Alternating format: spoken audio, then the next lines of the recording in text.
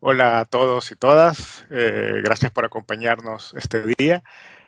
Soy Jaime Menéndez, gerente de pequeña y mediana empresa en Microsoft para el territorio de Central, que abarca Centroamérica, Panamá y Venezuela.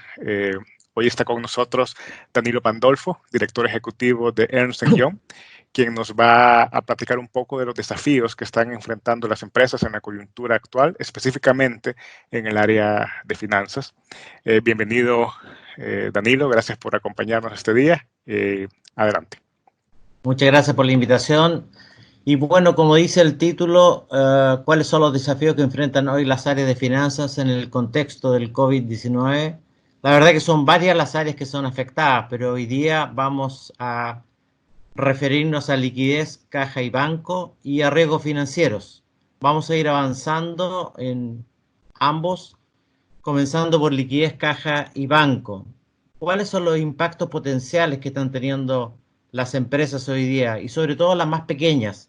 Es una escasez de caja, producto de que los flujos de dinero, tanto de proveedores como de acreedores, está funcionando distinto. Dificultad para movilizar liquidez.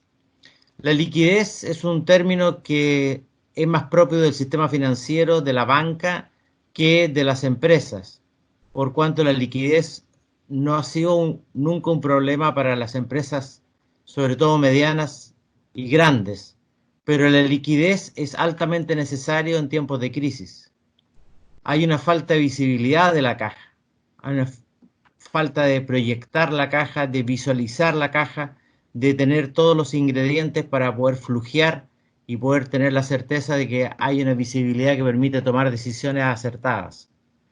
Hay una inhabilidad para centralizar caja de las filiales, por cuanto hay muchas filiales que no tienen la conexión, no tienen la tecnología, no tienen los procedimientos, los protocolos y las políticas establecidas que permitan centralizar la caja de ellas y ser consideradas dentro de las empresas más grandes. Y también sucede como impacto potencial una inhabilidad para obtener ayuda del gobierno, por cuanto no cumple con los requisitos, por cuanto no tienen todos los requisitos exigidos por el gobierno y no son capaces de incrementar su liquidez. Entonces, ¿cuáles son los desafíos? Los desafíos pueden proyectar la caja bajo varios escenarios, porque los escenarios tienen que ser construidos en base a cada caso, a cada empresa, a cada situación. Pueden entregar liquidez permanente, la liquidez no puede fallar. La liquidez es lo que permite a las empresas constituirse como empresa en marcha, que están siempre funcionando, siempre pagando, siempre recibiendo, siempre gestionando. ¿Saben cuánta caja tienen y dónde está localizada? Esa es una pregunta fundamental, porque eso debe estar entregado de manera, ojalá, automática, y si no, deben estar llenando, como todo el mundo sabe, un buen Excel para saber dónde está la caja y dónde está localizada, para poder movilizarla. Como dice el siguiente desafío, puede movilizar el efectivo inactivo o entrampado, porque hay efectivo producto de que está en depósitos a plazo o un pacto de retrocompra o distintas situaciones que impiden retirar efectivo que está en la banca o en el sistema financiero. Y pueden acelerar los flujos entrantes de caja y retrasar los salientes. Esta es una pregunta fundamental y está referida a los proveedores y a los acreedores. Estos son los impactos que uno visualiza y estos son los desafíos que deberá llevar a cabo. Ahora, ¿cómo gestiono y cómo soy riguroso en la proyección? En tres ámbitos: gestión de caja, programa de generación de caja y gestión de stakeholders. En el primero, lo fundamental es construir un flujo de caja confiable y ojalá que sea en 13 semanas. ¿Por qué 13 semanas? Porque es un cuarto del año y porque lo que esperamos es que puedan construir al menos a 13 semanas. Pero si pueden construir a 4, ya es razonable. Pero deben monitorearlo semanalmente y calibrar lo que han proyectado entre la caja real y lo que uno ha proyectado. Identificando áreas de impacto, de liquidez. La liquidez toma un rol importante porque la liquidez va a permitir y va a ir de la mano con la solvencia que tenga la empresa para afrontar los requerimientos y los desembolsos que tendrán a futuro. Controlar y validar los pagos. Crear transparencia y comité de revisión de caja. Debe existir un tercero interno o un tercero externo que revise la proyección de caja, que efectivamente esté todo flujeado. ¿Y eso qué va a permitir? Va a permitir una identificación de riesgos y posibles escenarios que impactan la caja definiendo medidas y planes de acción. Eso es lo concreto a gestión de caja. Ahora en Dani- cuanto... Jaime, adelante, por favor. Danilo, perdón que te interrumpa, pero hay un punto que me llama mucho la atención. Haces mucho énfasis en que es importante identificar riesgos que puedan afectar la caja y parte de lo que estamos viendo en el mercado que tiene que ver con eso me lleva a hacerte una pregunta. ¿Cuál es tu perspectiva de qué podemos esperar del comportamiento de la banca en cuanto al otorgamiento de créditos en condiciones razonables, dado que las circunstancias actuales prevén que va a haber una gran demanda por parte de las empresas de efectivo en el mercado, precisamente? Claro, buena pregunta. Por cuanto, por un lado, la banca ha aumentado y ha incrementado los scoring y es más exigente al momento de incrementar líneas de crédito, de entregar financiamiento a las empresas o de permitir covenants que sean más eh, relajados que lo que estaban exigiendo. Y muchas otras situaciones, porque la banca se tiene que proteger ante una posible falta de liquidez en el sistema financiero. Pero por otro lado, las empresas ya no tienen el comportamiento que tenían antes, tienen un comportamiento más restringido, unas más afectadas que otras. Ahora, el sistema financiero conoce perfectamente cuáles son las áreas, los sectores de la sociedad que han sido más afectados. Me explico. Una Claro, línea aérea está más afectada que un supermercado. claro. En ese sentido, yo creo que van a verse afectadas las empresas, sobre todo las pequeñas y las medianas, por cuanto los requisitos para acceder a incrementos de línea de crédito, a nuevos financiamientos o no pago de cuotas de ya financiamientos otorgados anteriormente van a ser más exigentes. Eso debiéramos esperar. Gracias, Danilo, por el insight. Perfecto. Siguiendo el programa de generación de caja, la optimización del capital de trabajo es fundamental. Y para optimizar el capital de trabajo hay medidas que son evidentes. Limitar viajes, restringir contrataciones o sencillamente no contratar.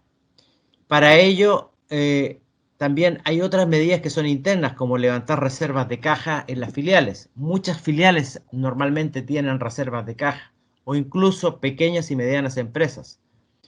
Identificar las líneas de crédito disponibles e intentar lograr un incremento de esa línea de crédito. Venta de activos prescindibles. Evaluar, activar las medidas adoptadas por el gobierno. En general, este paquete de medidas para generar más caja debe desarrollarse con acciones concretas. Y estas acciones concretas deben estar en monto, moneda y plazo, con responsables, y controlar la acción y lo planificado. Estimo de que la programación y generación de caja es algo que no se ocupa mucho en las empresas, pero debiera en tiempos de crisis ocuparse rigurosamente, semanalmente o diariamente.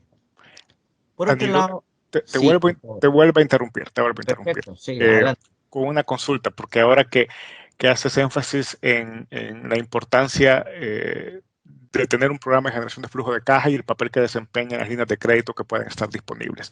¿Cuál es tu perspectiva?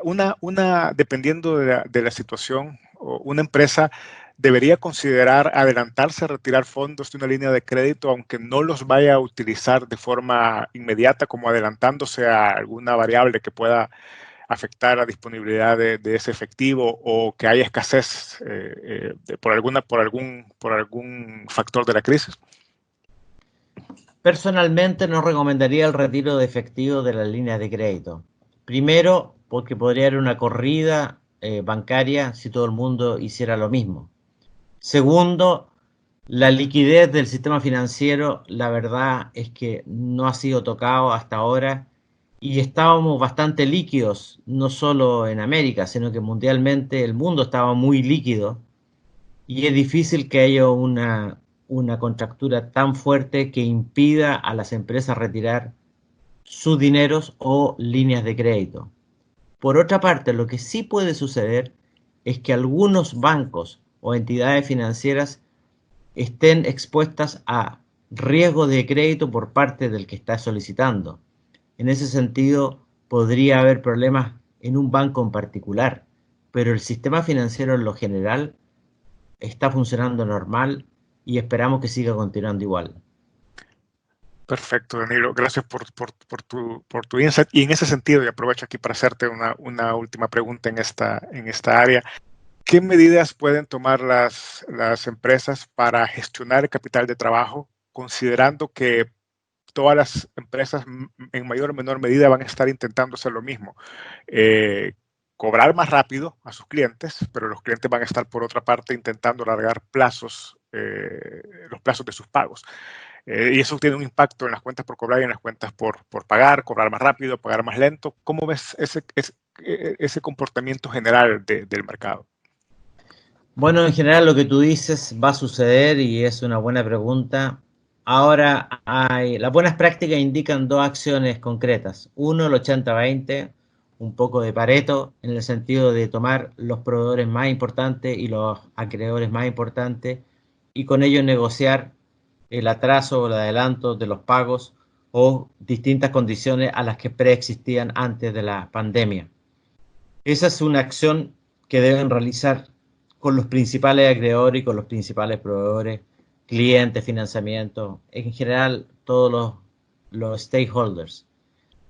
En ese sentido, la segunda acción que deben tomar es segmentar, porque deben segmentar. No todos tienen el mismo comportamiento. Hay proveedores que uno les puede exigir más y hay otros proveedores que no les puede exigir más porque ya están al límite de el capital de trabajo de ellos.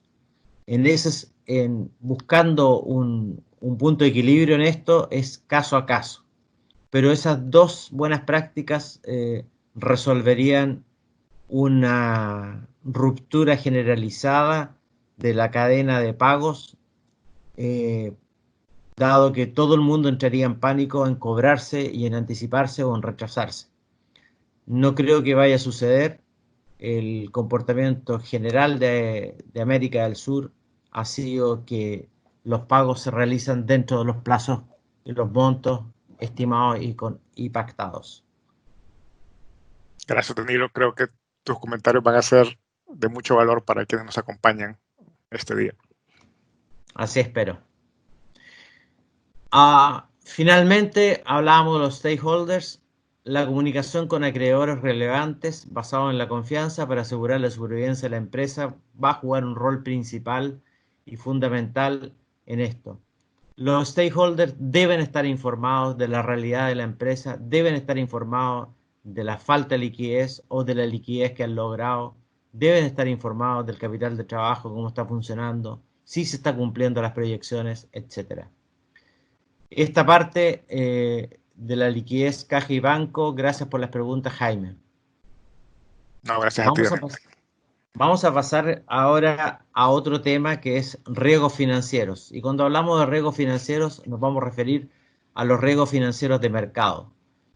Dada la creciente volatilidad en los mercados, que es evidente, volatilidad en los mercados de commodity, por ejemplo, las tasas que han fluctuado, las monedas, los tipos de cambio, han existido muchos cambios repentinos en el valor de los activos líquidos, ya sea de los derivados o de activos líquidos que tengan, dependiendo del tamaño de la empresa.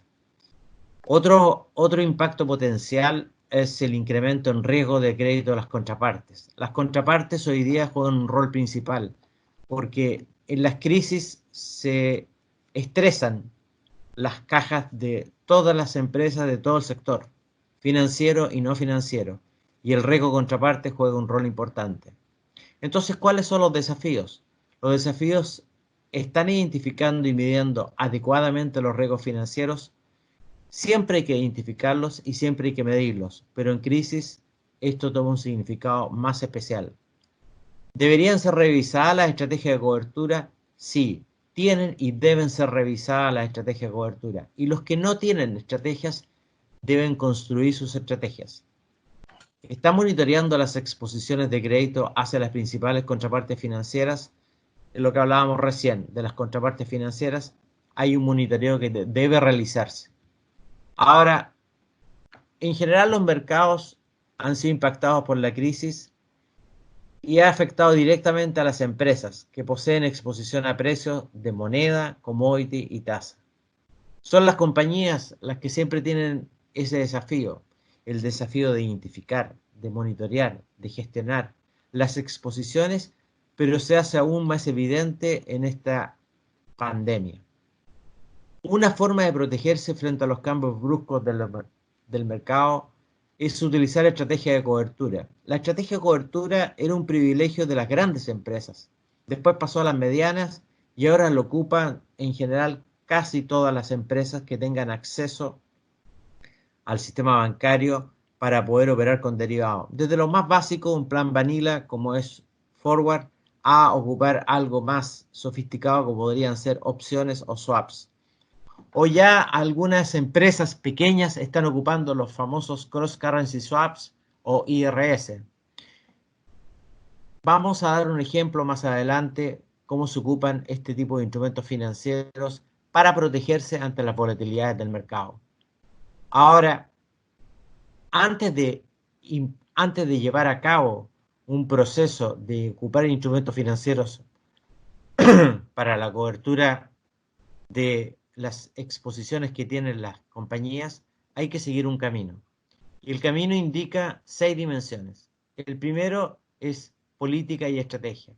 Yo debo fijar una política que tenga un apetito de riesgo y ese apetito de riesgo tenga límites, tenga un protocolo, tenga un modelo cómo se supervisa para que el middle office pueda llevar a cabo su tarea. Sin política y estrategia, nunca llevar adelante un proceso de aplicación de derivados en una empresa. Conocer bien los procesos de negocio, si es un importador o un exportador. Si en el caso de un importador, desde que se cierra el negocio a través de una orden de compra, una transferencia bancaria, o parte, un porcentaje de lo que se está comprando, desde ahí nace la exposición. Después esa mercadería navega, llega a puerto, ingresa a las bodegas y se paga desde que llegó o se paga 30 días después. Pero el día que se paga se cierra la exposición y ahí está cerrada. Y esa compra puede tener una exposición de commodity al precio, si se está comprando granos, si se está comprando cobre, si se está comprando cualquier commodity, y tiene una exposición de moneda, porque yo compro una moneda distinta a la moneda funcional del país o la moneda funcional establecida por IFRS. Ahora los modelos y supuestos son los que me soportan y me permiten valorizar los derivados, calcular la exposición y ahí se pueden determinar los VAR, el valor en riesgo que tiene lo que estoy cubriendo, se hacen stress test, hay cálculos de efectividad, hay una serie de procesos que hay que llevar a cabo que están establecidos por IFRS 9 y las buenas prácticas. Sistemas y datos. Los sistemas y datos son los apropiados que tiene la empresa, desde un básico Excel hasta un ERP sofisticado que puede entregarme toda la información. Hay muchos ERP y software que permiten calcular derivados y hacer el cálculo de efectividad. Danilo, te interrumpo de nuevo aquí, justamente en el área de sistemas y datos. Creo yo que, y es más un comentario también para escuchar tu reflexión, que hoy más que nunca, siempre lo ha sido, pero hoy más que nunca la disponibilidad de la información, el análisis de la información, la inmediatez de la información está jugando un papel preponderante precisamente en el monitoreo y en la toma de decisiones de las empresas. Y honestamente me parece muy bueno cuando tú dices, esto puede comenzar, dependiendo de la empresa y del tamaño de la empresa, desde un Excel básico hasta un ERP de categoría mundial. Y creo yo que si bien la crisis representa retos, también representa oportunidades para que las empresas refuercen este tipo de área si la oportunidad se presenta, de reforzar sus sistemas de gestión y de reporte y de análisis de la información. O sea, sin lugar a dudas, concuerdo, y gracias por la pregunta, Jaime. Las empresas deben pasar del Excel a un estado superior, porque hoy día el manejo de datos es muy amplio, hay mucha información, y sobre todo en tasa, por ejemplo, o en commodity, se requiere de mucha información para poder monitorear y valorizar perfectamente cuál es mi riesgo, cuándo se inicia mi riesgo, cuándo termina mi riesgo y cuál es el valor de ese riesgo. Y para eso, la verdad es que hay no necesariamente un ERP de clase mundial, pero un paso intermedio, como decías tú, entre un Excel y un ERP, o empresas medianas ya debieran estar ocupando ERP o sistemas de clase mundial, por cuanto viene todo prehecho, viene todo precalculado. La parte operativa ha generado un sinnúmero de errores. Personalmente me ha tocado asesorar a muchas empresas que han cometido errores por trabajar con Excel, por cuanto la valoración del riesgo o la valoración de los derivados en sus distintas versiones han cometido errores al no poder lograr una cobertura perfecta o cercana a lo perfecto. Me parece atingente lo que dices tú, Jaime. Gracias, Danilo. El quinto es la organización y estructura. Normalmente, y dependiendo del nivel de profundidad de la cobertura que se esté llevando para los riesgos financieros, hay que tener un front, un middle y un back. Un front es el que se entiende con el sistema financiero, un back es el que cierra y lleva todo el registro contable y va cerrando cada una de las operaciones con la banca, y el middle el que verifica que la política y la estrategia definida y los procedimientos establecidos para llevar a cabo esta cobertura se estén cumpliendo, tanto por el front como en los cierres que está haciendo y los pagos que está realizando al back. Y finalmente la reportería, que ya hablamos un poco. La reportería es fundamental en todo esto a los distintos niveles, tanto a la dirección como a la administración, porque con una buena reportería se pueden tomar buenas decisiones. Este es un ejemplo que explica una empresa importadora que en un momento dado compra $1 millón, específicamente el 1 de agosto del año 2019, es un ejemplo, compra insumos por $1 millón que los va a recibir y los va a pagar estimativamente el 31 de enero del año siguiente. ¿Cuál es el dato importante? Que en ese momento el tipo de cambio era 700 pesos por $1. Es un caso chileno. Y esos 700 pesos, hay dos alternativas. La compañía A se cubre y la compañía B no se cubre.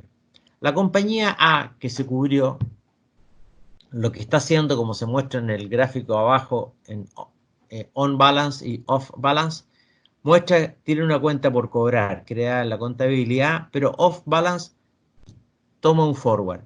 Y el forward lo que hace es coloca la contraparte, hace un sintético y pasa de dólar a peso.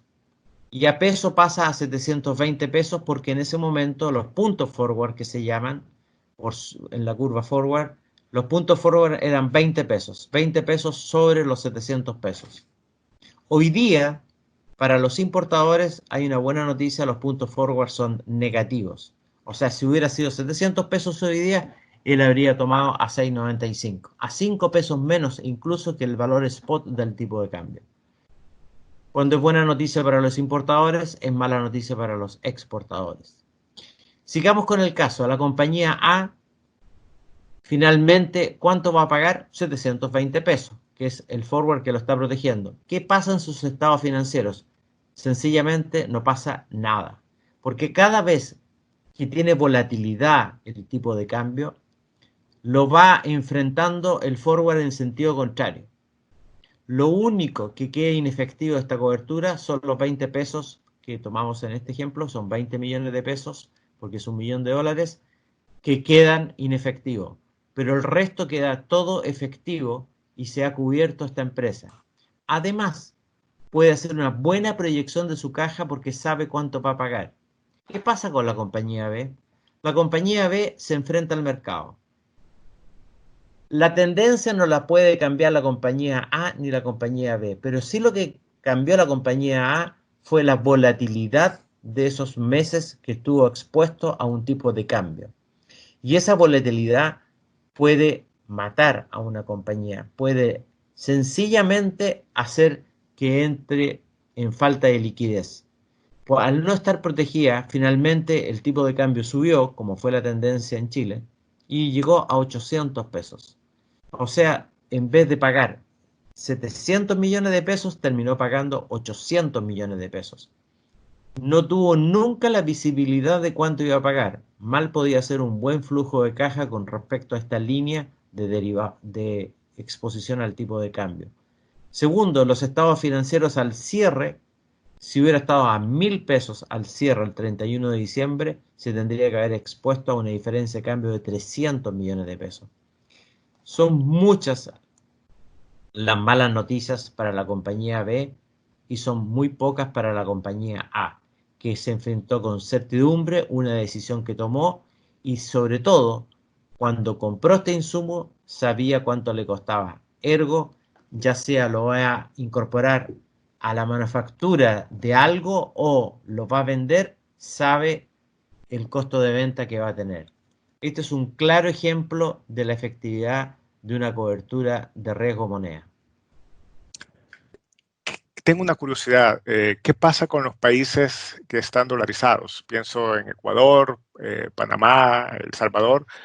¿Qué comentarios tienes con relación a los importadores y a los exportadores de esos países?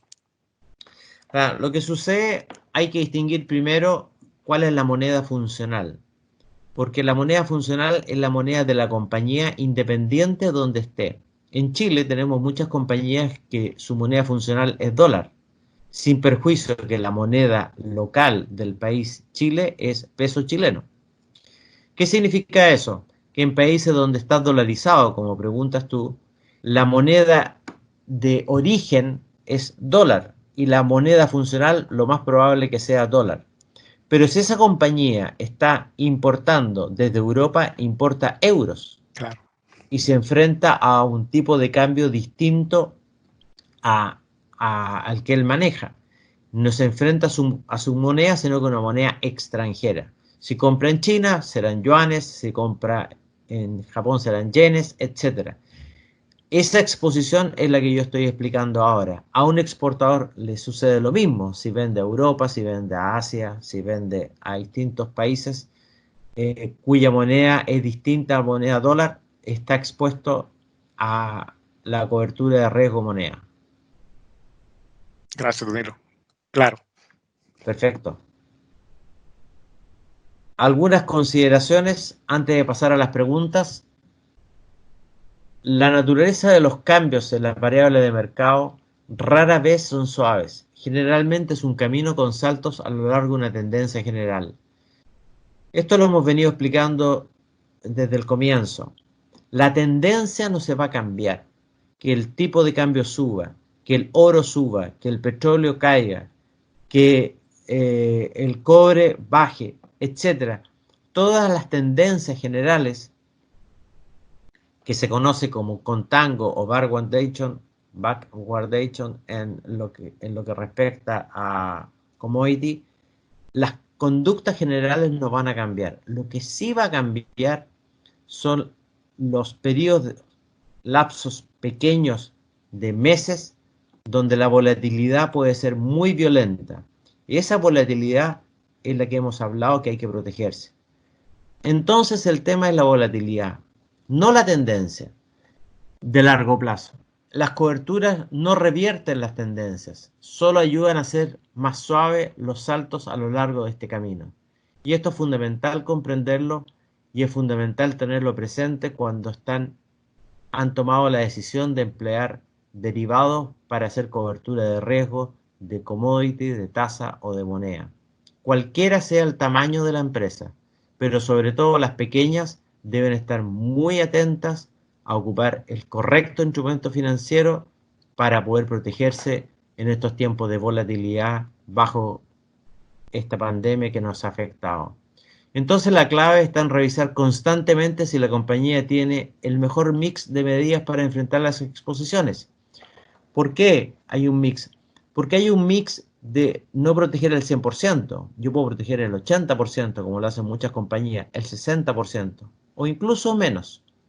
Pero un porcentaje que no me deje fuera de mercado y un porcentaje que me deje en el mercado.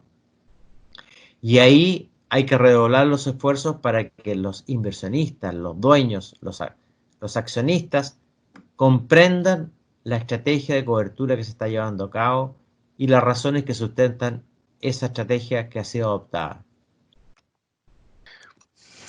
Danilo, ¿cuál sería, luego de oír las consideraciones, tu recomendación general para las empresas en esta coyuntura en el tema de finanzas?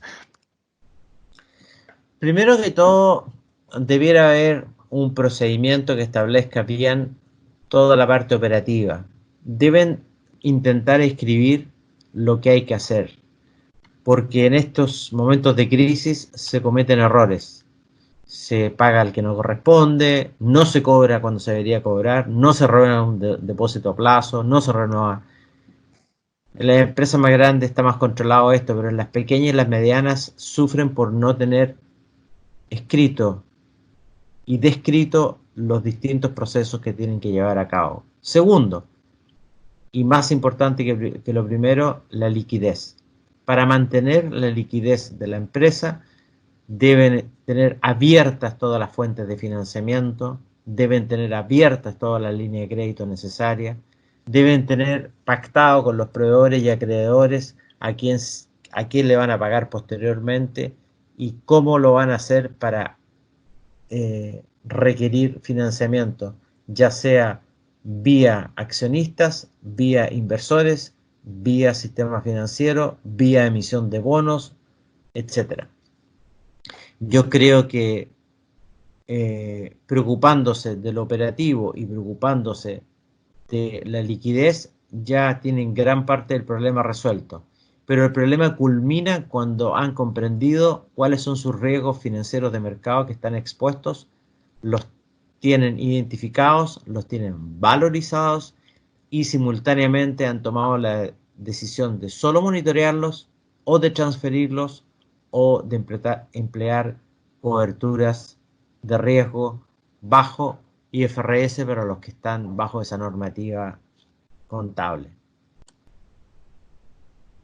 Gracias, Danilo. Creo que queda claro cuáles son las consideraciones que deben tomar en cuenta las empresas. Aprovecho para agradecer hoy tu tiempo. Creo yo que ha sido una sesión de mucho valor. También quiero agradecer a quienes se han conectado y desearles un muy buen día. Gracias, Danilo. No, agradecido a ustedes por la invitación y aprovechar la oportunidad de compartir la experiencia y las prácticas de la industria en general y el conocimiento que he podido hoy día entregarles a ustedes producto de esta pandemia. La verdad es que los riesgos financieros de mercado y la liquidez son dos temas que son un poco distintos, pero que tienen mucha relación para proteger a las empresas de que no caigan en default. Si tienen alguna inquietud, alguna duda, alguna pregunta con relación a los que he planteado, se pueden referir a nuestra página iguay.com, donde encontrarán respuestas a sus inquietudes o nos pueden ubicar en los respectivos países. Muchas gracias.